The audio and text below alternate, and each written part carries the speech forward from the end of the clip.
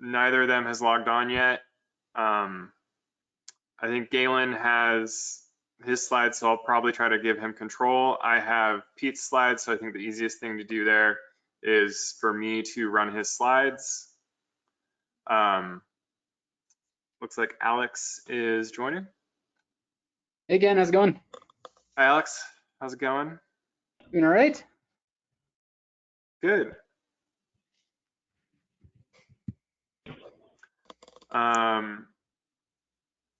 Yeah. So I think the order will be Pete from Bicycle Colorado, Galen from Mass Bike, Peter. We may be joined by somebody from Chain Reaction Bicycles. It's not sure. And then Alex will go last. Okay. That's the chain reaction in California. Yeah, not the big one, the small one.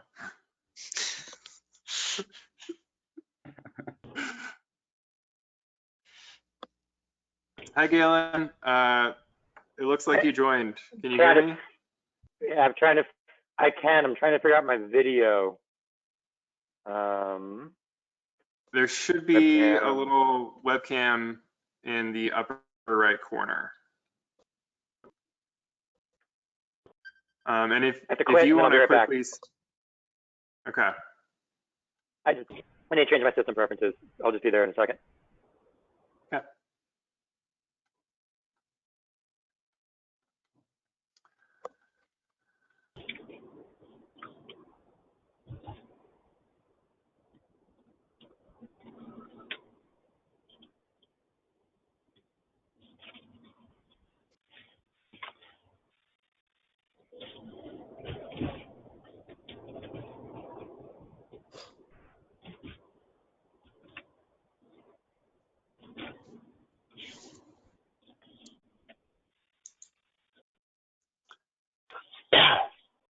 And so maybe I'll share.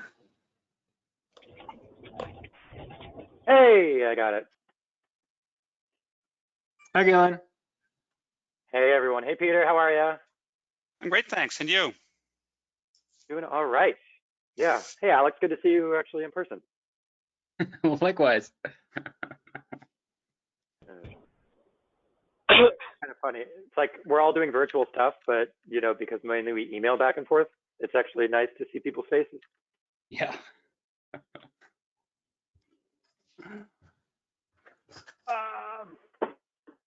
All right. So sorry, it took me a while to figure out some logistics here. Ken, I have a presentation. I don't know if it's easier for me to just do it from my screen or what you would recommend there.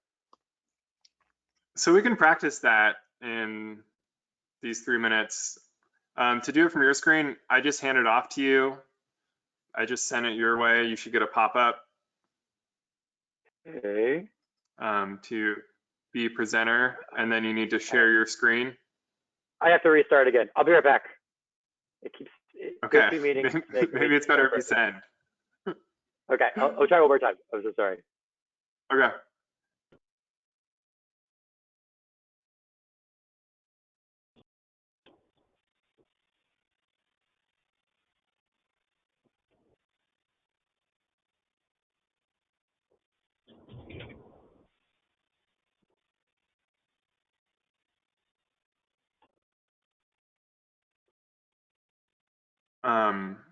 And can you see my screen right now, or is it not broadcasting because? Yeah. That's Bicycling Essential staying open under stay-at-home orders. Yeah, I can see your slides. Yep, I can see it. Great.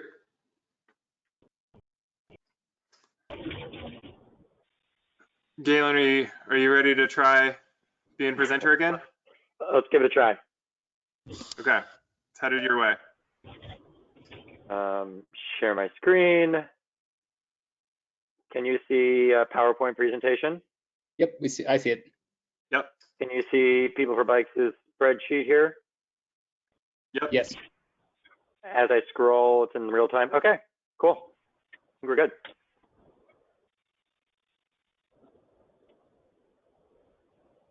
Okay. going to take that back from you.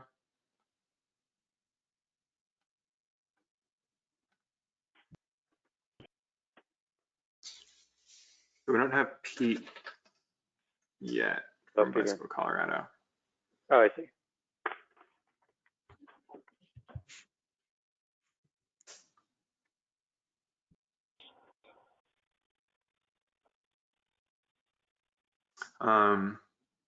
And I think we'll probably have like 40 people attending. Excellent. So that's decent.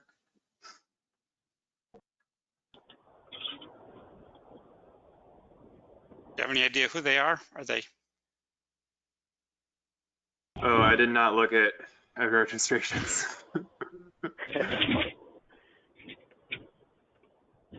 So I don't know if they're retailers or advocates or what. But it looks like we're at 4:30, so I'll start.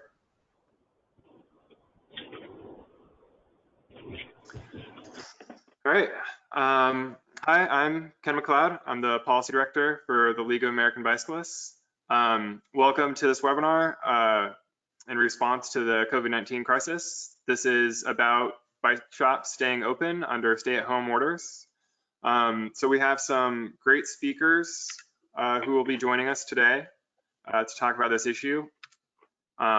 If you have questions about this, I want to say use the chat feature to ask those questions of us so we can get to them at the end. Don't be shy to get those questions in the chat. Use it throughout the session so we can get to those to the end.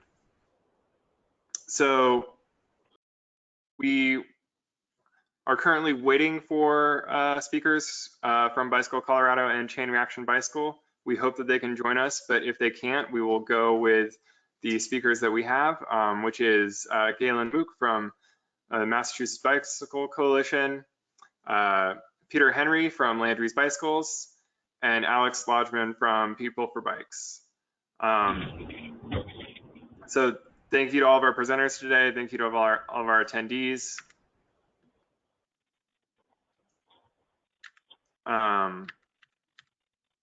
So this is a map that I put together yesterday. It is probably out of date by today because these stay-at-home orders are happening so quickly. But so far we have seen most states explicitly include bicycle repair as an essential service. If you haven't looked at it already, People for Bikes has a great spreadsheet that has gone through these orders and highlighted the important parts about those orders for bike shops and people who are biking. I want to say that the League is very supportive of keeping bike shops open as essential businesses. We are happy to send a form letter to any elected officials that you want to influence and want to show that there is national support for keeping bike shops open. We also are happy to help you set up a campaign to contact your elected officials if you think that is the best way to influence them to keep bike shops open. I'm sure we'll touch on this more later, but it is important to note that federal guidance was updated on March 28th to now explicitly include bicycle maintenance and employees who repair and maintain bicycles amongst other vehicles. This is from the Department of Homeland Security's Cybersecurity and Infrastructure Security Agency. I encourage you to check that out, make it known to your decision makers. It's important to have that federal guidance. It is just advisory guidance. It's not binding, but hopefully it's very influential in making sure that bike shops will remain open. And with that, I'm going to hand it over to Galen so that he can talk about their experience in Massachusetts. All right. See if we can share my screen. Thanks, everyone. Let me see. I can see it. I don't see your presentation yet. Can you see my screen okay? Yep. Let me know if it pops. Great. Thanks. My name is Kayla Milken. I'm the executive director of Mass Bike, or the Massachusetts Bicycle Coalition. We've been an advocacy organization since 1977, so it's been a while. I took the helm almost a year and 3/4 ago. Before Mass Bike, I worked in the industry, actually for Landry's Bicycles for several years. I worked in the bike sharing industry. I worked as a bicycle tour guide for pedicabs, and I started a nonprofit in my neighborhood too. So along with the statewide focus that Mass Bike takes on, I hold very dear to my heart some of the local issues and local concerns, especially the industry has to face, because I know how challenging it is sometimes to be a bike shop. So I'm very sympathetic to the needs of businesses here. So this presentation kind of focuses a little bit on where our statewide advocacy played into making sure the shops throughout the state could stay open. I'm sure those of you on the line are fighting these same battles or have already fought these same battles to make sure that bicycling is taken as a legitimate form of transportation during this crisis and in general, frankly. So what happened in Massachusetts was essentially, we thought this was coming. This did come. We got the order from the governor for a stay-at-home advisory. I tried to get out ahead of it to make sure the bike shops were included. Turns out that they weren't included, even though we got verbal confirmation that they were going to be. So we had to backpedal some of our public messaging, our statewide messaging, and find some champions at the local and state and shop level to really pursue this. So my presentation is mainly a series of screen captured tweets and Facebook posts, which detail how my last 6 days of advocacy have gone. So I'll start off with this kind of slide here, which just at the top of our blog post. Right before the order came out, I made a series of phone calls and emails to state legislators and the DOT here asking that bike shops be included if an order were to take place. And they all got confirmation saying, of course, bicycling through the state, the governor likes bikes, yada, yada. We got good confirmation. So we made this blog post about, do bike shops provide essential services, right before the order came out. So this was about a day before the order came in. See if I can scroll on down. Unfortunately, even though we thought the governor was going to include them because he is bike friendly, ostensibly he didn't. So bike shops weren't necessarily excluded, but they were not confirmed as essential in the listing in the FAQ that came out. So we basically made a social media campaign out of it, which lasted about a week, which was probably the most effective way to reach the populace and put some public pressure on the governor's office. This is just an example of one of the Facebook posts that we made. It's a little hard to see, but you can see even at the bottom, the comment on the post was a bike shop owner in Worcester, one of our cities in Massachusetts, who says that even though he's not staying open, there was an essential designation request form, which I was encouraging all shops to fill out so that at least there was a paper trail that shops were requesting the fact that they were doing repairs as essential workers. All right. So I got verbal confirmation from my folks at the DOT, including the active transportation director at Mass DOT, that of course the governor likes bikes, we're gonna have it in there, don't worry about it. But because it wasn't included, let's make sure that the local board of health was on board and agreed that the shops were essential and could stay open. I don't know how it is in other states. I'm actually from Virginia, which is a county-based system, but in Massachusetts, it's very much a municipally based system. There's 351 cities and towns in Massachusetts, which means essentially there's 351 ways to have bike advocacy, to skin that cat. So our advice from the DOT was essentially, hey, we're up in the air, so let's make it a local battle, which was a little frustrating on my part because, you know, in this time of crisis, who has time to contact 351 municipalities? And so we basically, again, using social media and some key phone calls to partners and a phone tree that kind of went out, specifically shout out to Landry's Bicycles and CycleOft for helping by calling their colleagues in local shops. Let them know, hey, if you hear from your local board of health that it's okay, then go ahead and stay open. There's nothing prohibiting it from the state. So we went from being hopeful to at least having a, well, at least they aren't saying no. Then about 6 hours later, because all this stuff changes minute by minute, the governor's orders on the FAQ, or the advisory on the FAQ page, actually explicitly said that bike shops and bike repair services are not essential. So we went from being neutral to having a prohibition, which is arguably, you know, it's not to throw too much shade on the governor and the state here, but I assume it was kind of like a, a mid-level person in the governor's team who was putting these FAQs together based off the federal guidelines. And maybe they just didn't think this one through with checking with the DOT. But for about, I'd say about 10 hours, this prohibition lived on the governor's FAQ page. We were able to get a screenshot of it thanks to some of our advocates. Shout out to Rick Alberg out in Provincetown for calling us out on it.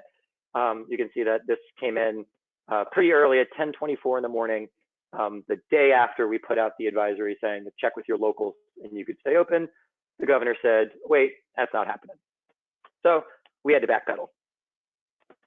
In order to backpedal, we had to find some leverage to make our case. So what we did was, if we weren't getting anywhere with the state, which we were still trying, what we were going to do is work locally. So again, 351 ways to skin this cat. We found some of the champion mayors and state legislators who were able to work with their local municipalities, who were the powerhouses, to make sure that bicycling was considered essential, even though the governor's FAQ said it wasn't. Here on the screen is an ordinance that actually was put out by the city of Northampton. Mayor Narkowitz, who is a huge cycling advocate out in Western Massachusetts, and Northampton is one of those, we call it the crown jewel of the tofu curtain out there in Western Mass, actually put out a municipal ordinance saying that bicycling and bike shops and bike repair shops in particular were considered essential. And then here's a tweet from who represents Boston. And she confirmed that the Boston BTD and Mayor Walsh are okay with Boston considering bike shops and bike repair as essential. So at this point, we were kind of pitting the state versus the local municipalities.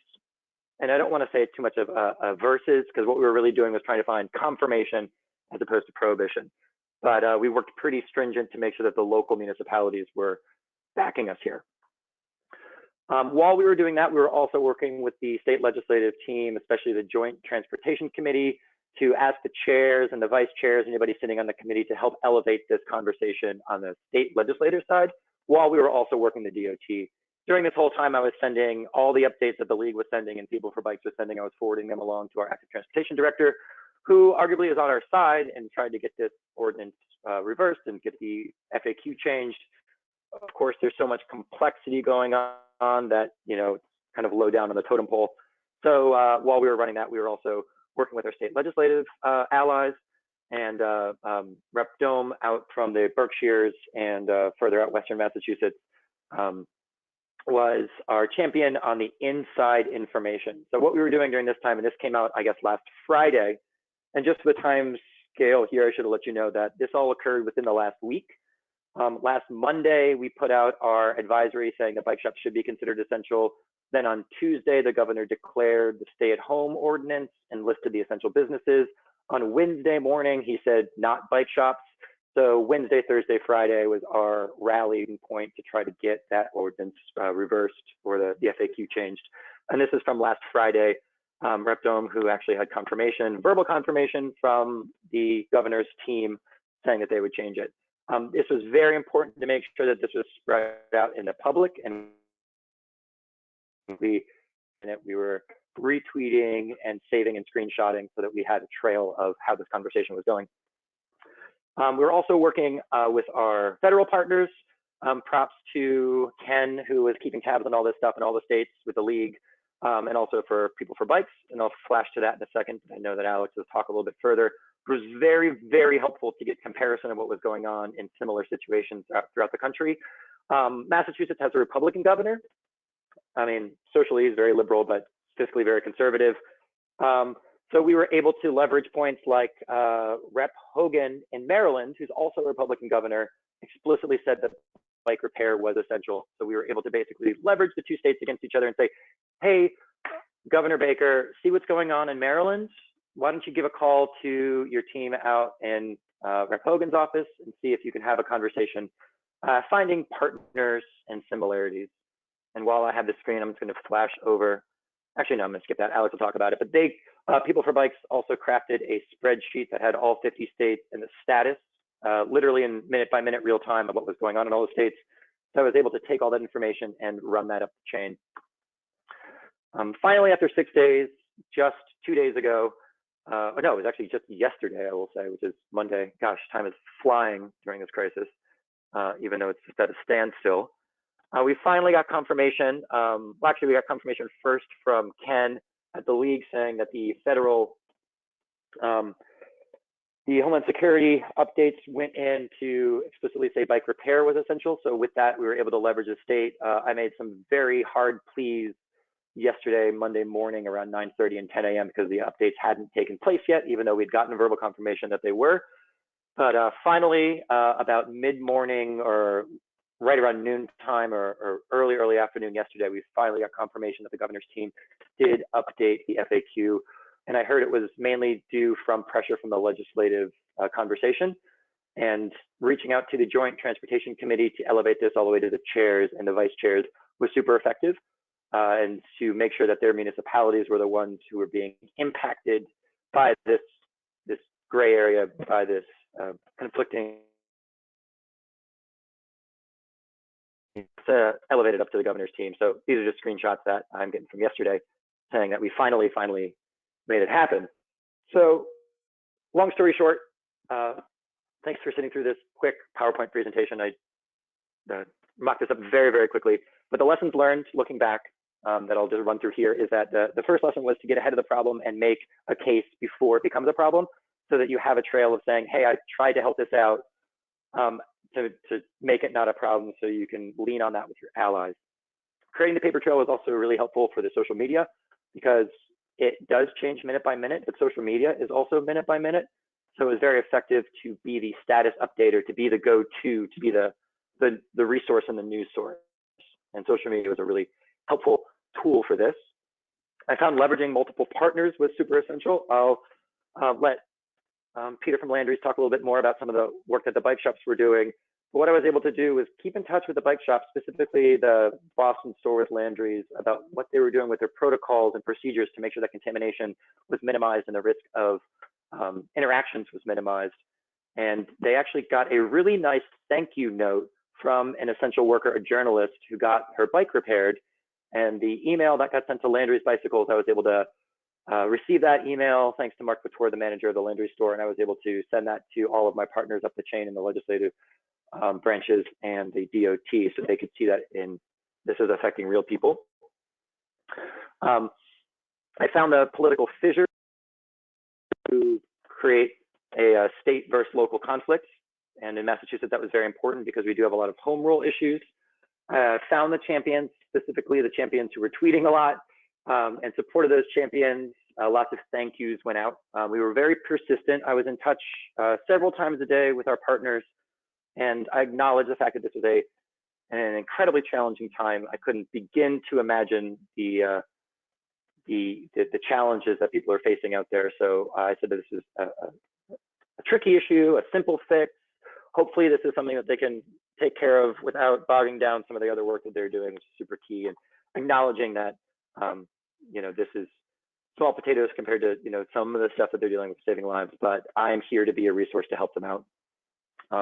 Sharing and spreading the word was super important. Again, kind of being the go-to and being the news throughout the entire process from beginning to end.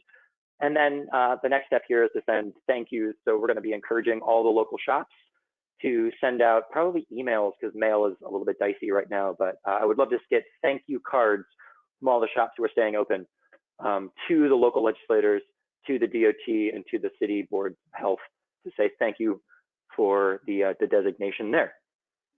And then lastly, this is obviously changing minute by minute, hour by hour. So feel free to take my contact info down. I'm at MassBike, and that is how these last 6 days have gone in our controversy here in Massachusetts. All right, with that, I will pass it back to you, Ken, and I appreciate the opportunity to speak to everybody.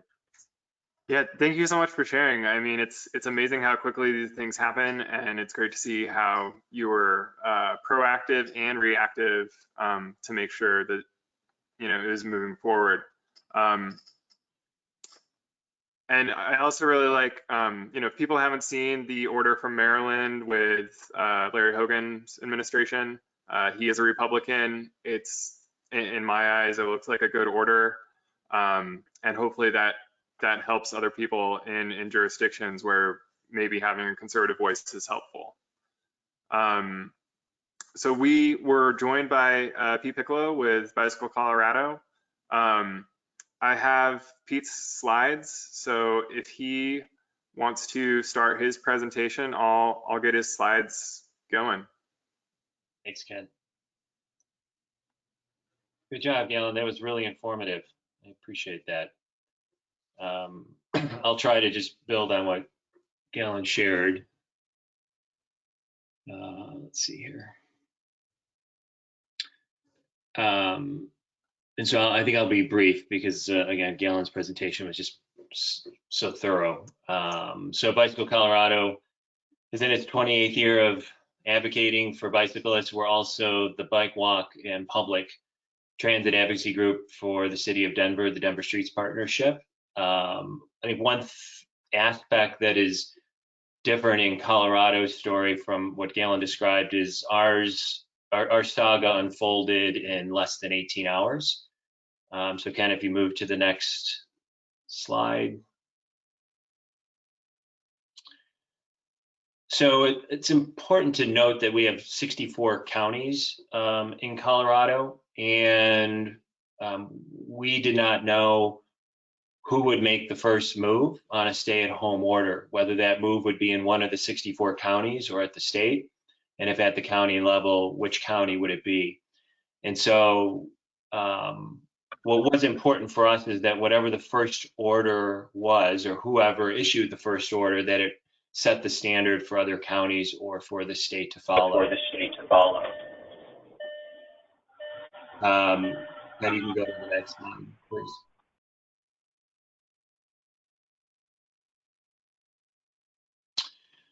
And so we focused our energy on the largest counties, which are along the Front Range, in part due to the fact that in the middle of the state, which is our Rocky Mountain region, there's still about 3 feet of snow. So, people may be fat biking, but it was less of a pressing issue. And we also looked at our western slope where the climate allowed for bicycling, be it for recreation and transportation. We started with what I would call just a controlled approach. We didn't want to unleash the entire advocacy community on the governor or the mayors, given the number of serious challenges that they're wrestling with. And so, we created our map of influencers, both within state government as well as the larger counties, including Denver, and had our talking points and started our outreach, mostly by phone and voice message, and then following up with email.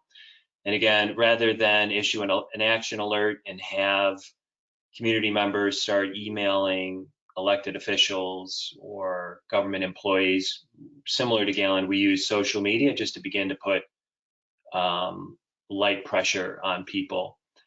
You can go to the next slide, Ken. So of course, what's important is the argument that you make to persuade our elected leaders to include bicycling as essential activity and bike shops as an essential service. And it's worth noting that the bike riding piece of it was not a given here. There was actually quite a bit of debate of whether bike riding should still be permitted. The biggest concern was that bicycle riding is less safe than walking or jogging or hiking and could result in injuries, thus bringing more people to the hospital. So we did have to advocate for bicycling to be allowed as an activity. And then here are just a few quotes from our communication pieces, and they're customized to Colorado. Well, particularly, I think point 2 and point 3 are customized to Colorado. But the first point, and I'm guessing this is similar to what some of you who are working on this have communicated, we focus less on recreation and health and wellness, which is important, of course, but focusing on transportation equity and safety. And the safety point specifically is, while this is somewhat anecdotal, we're finding that people are dusting off bikes who may not have ridden them in a while, and the bikes were sometimes not safe. And so we want to be sure that tires have air in them, brakes are working, and so forth. So it's great to encourage people to ride a bike, but we need to be sure that what they're riding is safe. The second point, which is very specific to Colorado, we pride ourselves on being a bike-friendly state. It's been a talking point embraced by the last 3 governors, and we encouraged all of our elected leaders to walk the talk. And we began to highlight that 12 other states have already led the way, and the optics just are not good for Colorado to not follow suit. And then point 3 was about the risk of confusion. And so it turned out that a number of counties preceded the state with their order, including most of the large Front Range counties, including Denver, and they permitted bicycling as an activity, and bike shops were labeled as an essential service. And so this final point was specifically for the governor to follow the lead of cities and counties across the state and to not create confusion. Ken, you can go to the final slide. Thank you. So it turns out that although some communities had set the standard that we wanted, the governor did not follow suit. And so as soon as he issued his order that didn't include bike stops as essential activity, we focused on him directly through phone calls and emails, as well as his cabinet. Thankfully, we have solid relationships with transportation, the health department, and energy. And then we reached out to other influencers who know the governor and know the leaders of those departments. And in less than, I think, 12 hours, he issued an amendment to his order, which included bicycling as an essential activity. So I guess, for us, that one of the takeaways was we had to move really quick. It was an all hands on deck thing. Call it old school, but we were just picking up the phone to start, leaving voice messages. And then this kind of multi-tiered approach where we focused on both counties and the state because we didn't know who was going to come out of the gate first. And that's all I have. All right, thanks for that. Yeah, certainly in some of the states that haven't had orders yet, there definitely are local orders. That's a really good tip to be looking at those and trying to push those. Kind of plays with what Galen did in terms of the state versus local friction, to use that in advocacy. There's been a couple people saying that they're having sound issues, so we might want to cut webcams to reduce the load.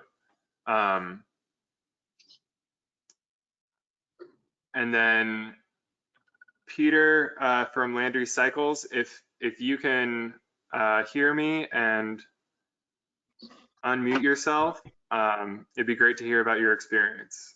Yeah, I'm here, and we may have Mark Vittor here, who's the manager in the Boston store, who is a real central figure in our efforts.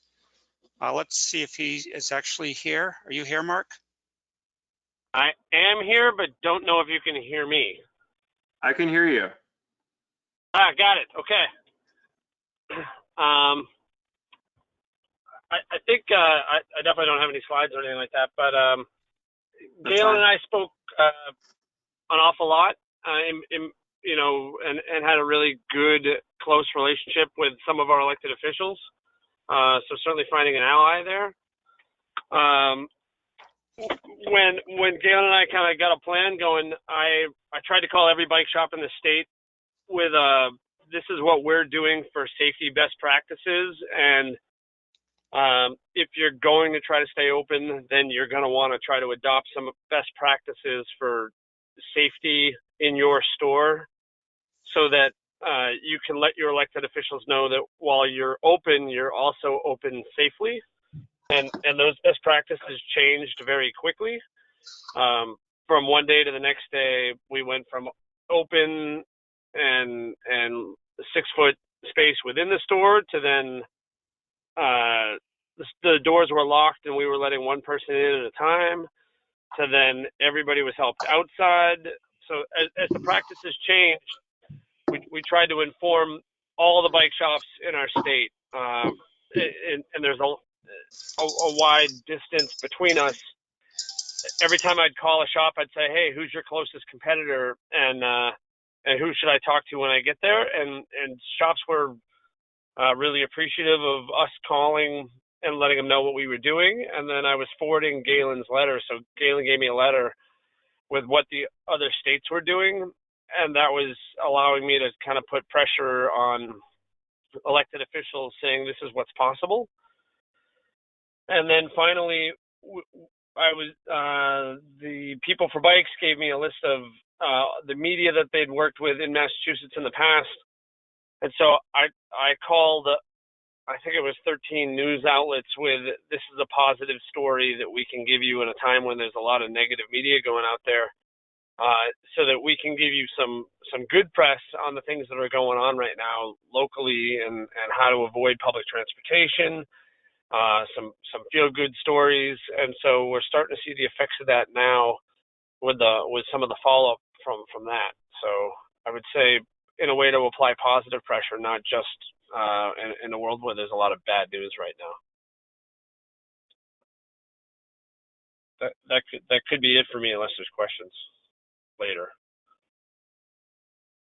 I mean, I love that idea of pitching the positive story. Can you tell me a little bit more about the story that you pitched there? Yeah, so again, we got really fortunate one night. Right away we reduced our hours for both staff, and also because since our customer base wasn't needing us to be open after work anymore, since so many people were working from home, and we really, as I'm sure many of you have been doing a lot of intensive cleaning. So after we'd close, we'd do another scrub down. So we reduced our hours to 6 p.m. instead of 8 p.m., which we're normally open. And so one night we let a journalist in and a doctor in, kind of in consecutive time frame. The doctor was afraid to take the train to work, and so was the journalist. And so the doctor was buying a bike for transportation, and the journalist was riding her own bike but had a flat tire. And so we let her in, and we got this really great thank you note from her. That it was such a great thank you note that you would have thought somebody on staff wrote it. And at first I thought it was somebody on staff, and then as I dug a little deeper, it was this woman that was a journalist, said she's working 70 hours a week, and that she really appreciated us being open to help her get to work safely because she was afraid to take public transit. And so we started forwarding that note to a list of people that I got from People for Bikes, and so that was, people want some good news to tell. Yeah, remarkably, I have an interview scheduled with Fox News, of all people. I didn't really think that was ever going to happen.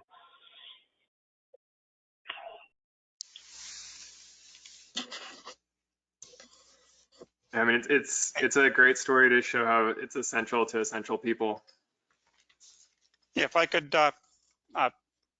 add or reinforce one thing that may not have been mentioned, that many of the municipalities, many of the towns that we were working with, wouldn't say that they were going to approve us to be open, but they knew they were open and they weren't going to enforce anything.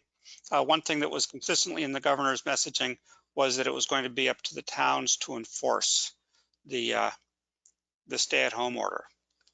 And so we had it as a conversation. And so if they wanted to tell us to shut down, they could, but they weren't saying that because the guidance was ambiguous. So given that it was ambiguous and that we were following good practices, they weren't going to take any action against us. And something like that might be applicable in many other states as this thing moves forward. It's really good advice. So I'm starting to see some questions coming through in the chat. Really appreciate those, and we will get to those just in a little bit. I want to welcome our last speaker, Alex from People for Bikes, to talk about their work in this area. obviously they're very helpful to Landry's bicycles and helpful in these other efforts. So excited to have him here.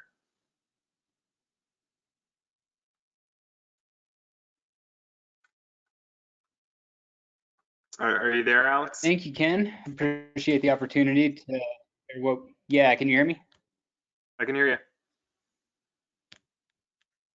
Okay, great. Thank you, Ken, and thanks for giving us the opportunity to share what we've been doing at People for Bikes as we work through the new policy issues presented by COVID-19. So, you know, our overall approach to working on this issue is to try to have our engagement with elected officials and administrative officials be pretty strategic, and try and come in where some extra help is needed, where we have good contacts, where we can partner with local advocacy groups, and then, you know, as one of the national bicycle groups, to make sure we were developing the resources that all the people at the state and local needed to try and shape these orders to include bike riding and bike shops as essential activities and essential businesses. So the first thing we got to work doing was just to pool all the information, and that was the spreadsheet that's been referenced a few different times here, and you can see Ken's put the link up there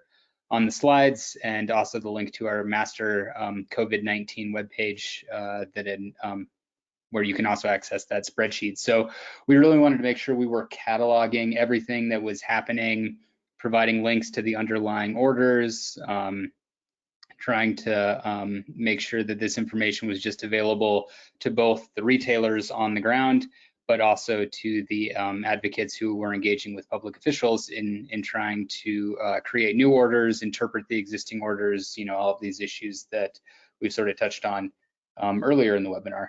So how that spreadsheet's laid out is it really addresses three core areas: bike warehousing operations, bike retail operations, and bike riding itself. So for bike riding itself, I think it's been recognized either directly or indirectly in almost every stay-at-home order as a form of outdoor activity or outdoor recreation that's permitted as an essential activity. The bike shops, you know, we've touched on quite a bit. The language is a little more variable across the different states. Some are very honed in on bicycle repair. Some of the language in other orders is broader to just sort of say bicycle shops in general are an essential business. And then, of course, to help our members who are on the supplier front, we've done some analysis of what these orders say about distribution and warehousing operations. And you know, I think this is a critical order as you think of critical issue as you think about what to do in your home state or your local government. If this is a current issue for you, we do need to make sure that we can continue to get parts and supplies to these retailers to do repairs. So ensuring that bicycle distribution operations can remain open to service the retailers as they do this work is really important as well, and something that I think is flying under the radar a little bit. So we're trying to make sure that that gets included in these different orders as well, and we have accurate information about what the orders mean for those types of businesses. So after we went through the exercise of cataloging all this information, we wanted to start putting out the fires where we thought we had problematic orders or kind of sticky orders, you know, state officials not giving us very clear answers on what was going on. And so, you know, Michigan is still a flashpoint for this kind of situation. Obviously, we talked to Kayla in Massachusetts. We worked with Bicycle Colorado in Colorado. And so we just wanted to be doing everything we could there to provide information, provide data on what the other states are doing, engage our supplier and retailer members where we have those relationships, to also engage with elected officials and let them know how this is affecting their business and try to put out those fires. So that was sort of task number 2. And then at the same time, we were concerned about the federal guidance that had been issued by the Cybersecurity Infrastructure Security Agency. That is a branch of the Department of Homeland Security. I'll call it CISA from here on out for its acronym. But CISA had issued this initial guidance document on March 19th designating different areas of the essential critical workforce. And that document said nothing about bicycling, while it did address other sort of transportation related repair areas like automotive repair facilities and distribution networks and things like that. So we immediately thought we should try to get this guidance amended. We should see if CISA is going to amend their guidance, and if so, we should try to get that amendment be favorable to bike riding, so that we have a stronger position with the state and local governments as they're looking at that guidance and developing their own order. So if you visit this website that says resources for retailers and the bike industry, you can actually see the comment we submitted to CISA last week as they were going through the process of considering how to revise their order. We had advocated it for it to be a little more broad than what came out in the most recent guidance, though, to be honest, I'm still very, very happy that they've included bicycling in the updated guidance, and that language is honed in more on bicycle repair and maintenance.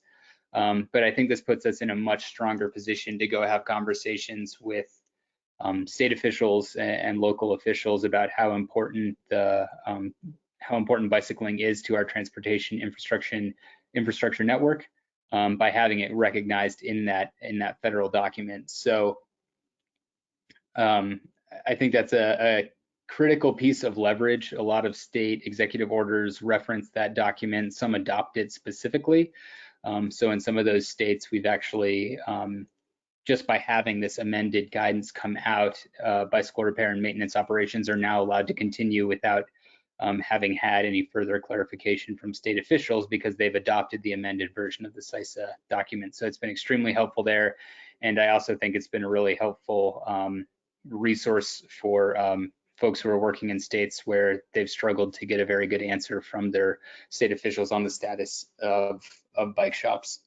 As Ken noted, it is important to know that that document is guidance, and so it really only becomes law to the extent that a state or local stay-at-home order or business closure order or something like that has actually adopted it. Otherwise, it's just sort of persuasive authority, but it is very persuasive authority. So again, the federal order itself doesn't change the law. It's just the extent to which the state and local orders are borrowing from it or adopting it.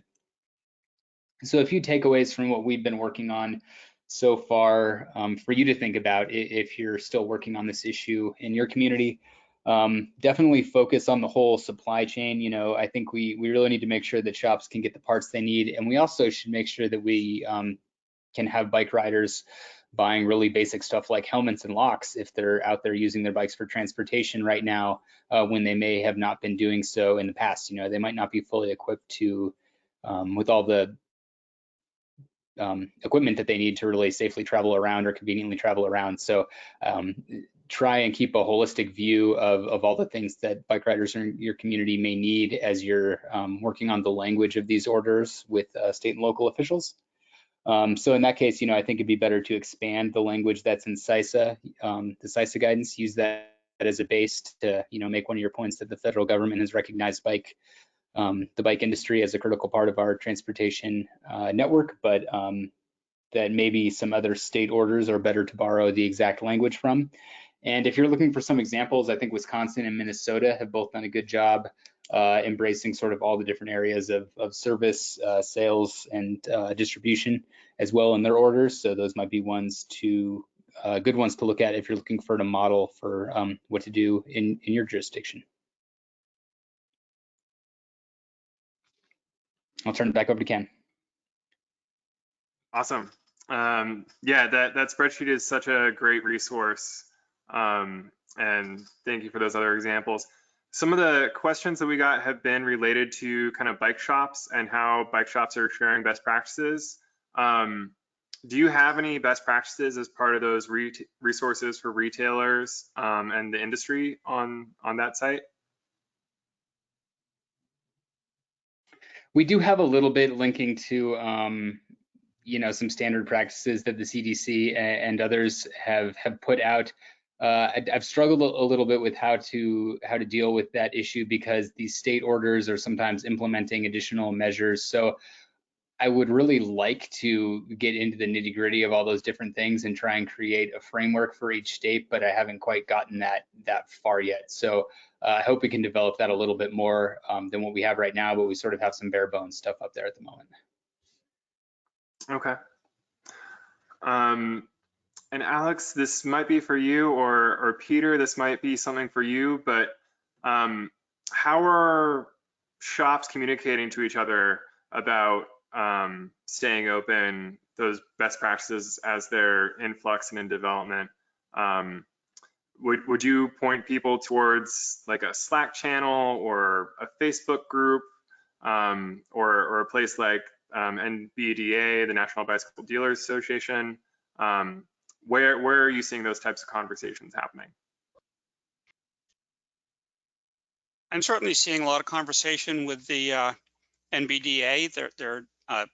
They have their dealer forum that's available to NBDA members. Personally, I've been most active. We have a P2 group, which is a group of retailers from around the country. We meet twice a year, and we have a very lively conversation amongst that group with what we're doing and what we shouldn't be doing, and people talk about what they're thinking about doing, and somebody will chime in with, whoa, no, you don't want to do that. That's a really bad idea right now, and get various opinions. And so, yeah, the NBDA group has been really good. And then also we have some, just local phone calls with other retailers in our area. And I think Massachusetts has always been relatively collegial amongst retailers, but some of that showed up even more as we were campaigning to be allowed to stay open moving into this crisis. Yeah, I absolutely agree that the NBDA is a great resource. I do think some of these conversations are also happening on social media. And I also know the supplier brands are also starting to push out more resources for their retailers as well on this front. So I think retailers will probably see more of those communications coming from the supplier brands.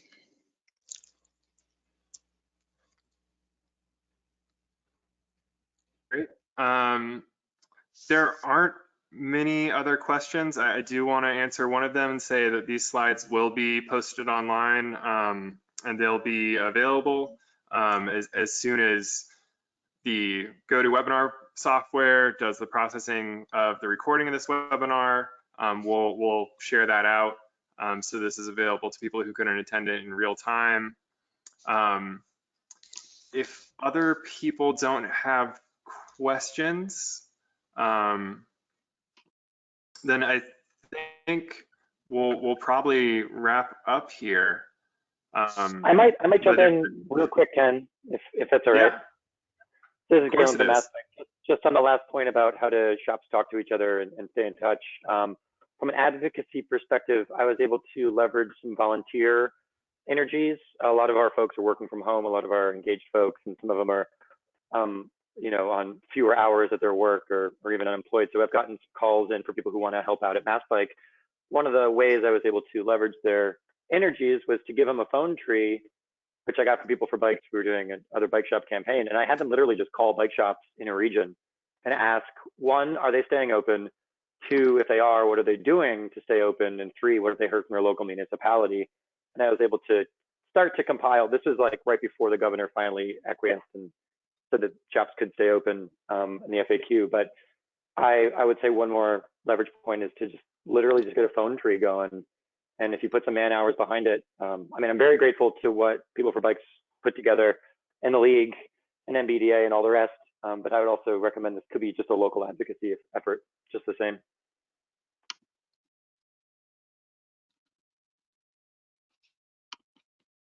Yeah.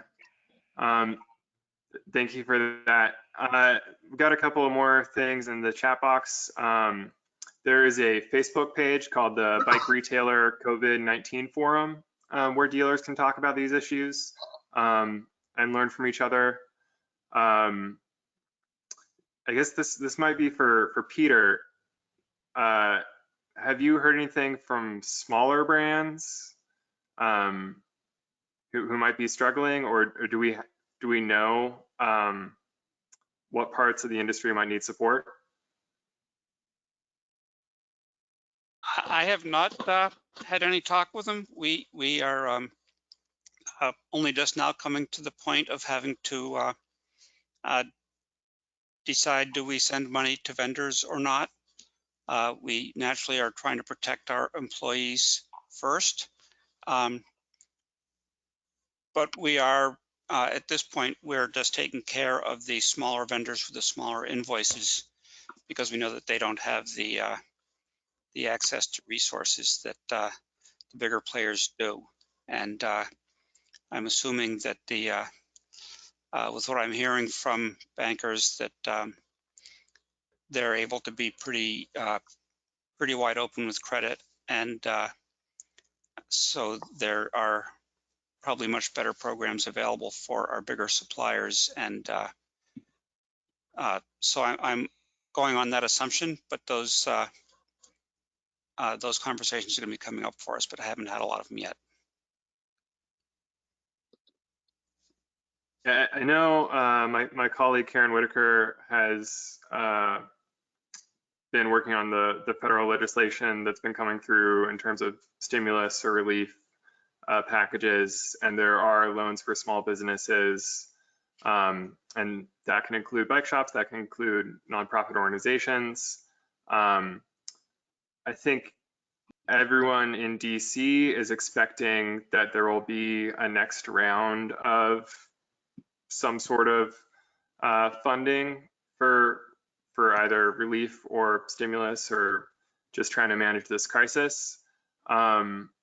This might be a good question for Alex or someone else, but you know, what sort of support for the bicycle industry should we be looking for in the next phase 4 package?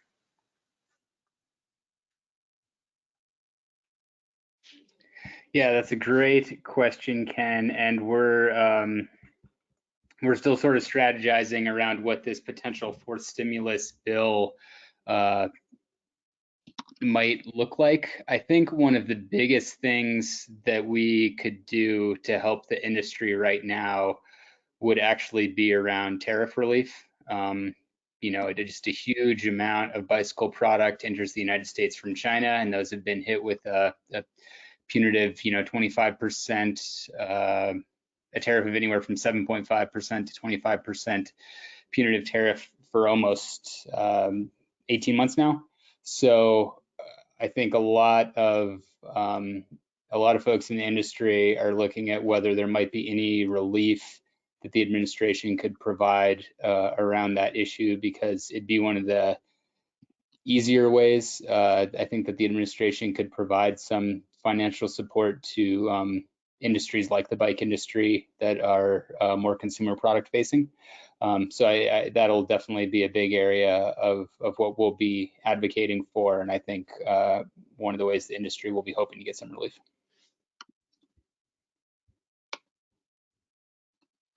Yeah, I know that we're having a lot of concerns that there's going to, if you can't get your payroll protection program loan application in the first minute or two that they're open, that you'll get shut out because the funds will be depleted. I mean, 350 billion sounds like a lot of money, but there's 30 million small businesses in the country, and that doesn't provide a whole lot of help. And it's important for us, because of the seasonal nature of our business, that if we end up being shut down for a few weeks in April into May, we're trying to make up for a winter full of losses, and so that could be really devastating to us. So just to make sure that that current program is adequately funded would be a really important thing to us.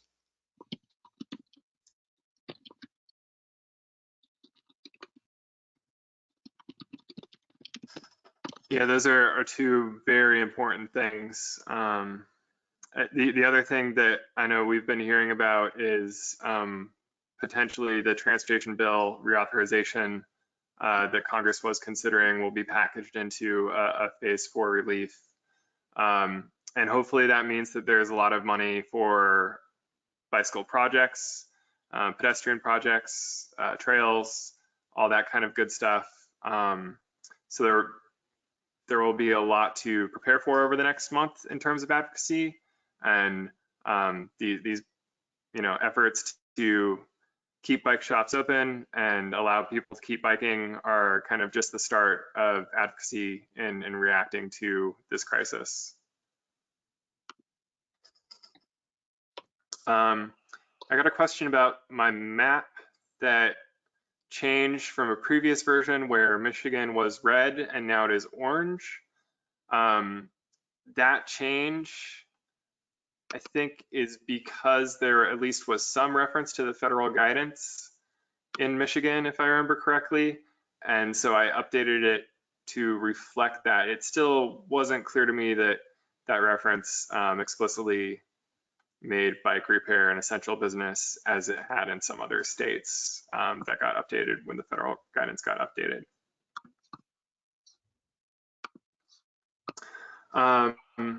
So we have about 5 minutes left. If any one of our presenters wants to take a little time to give one last message, that would be great. Otherwise, I appreciate everyone for taking part in this webinar. I hope to hear from many of you and work with many of you as we deal with this crisis moving forward. And hope you're staying safe and staying well. Thanks, Ken. Thank you, Ken. Thanks, Ken. Thanks, everyone. All right. Thanks, Ken. Thank you, everyone. I'm looking forward to working together to make sure we all make it through this. Yeah, good luck out there. Yeah.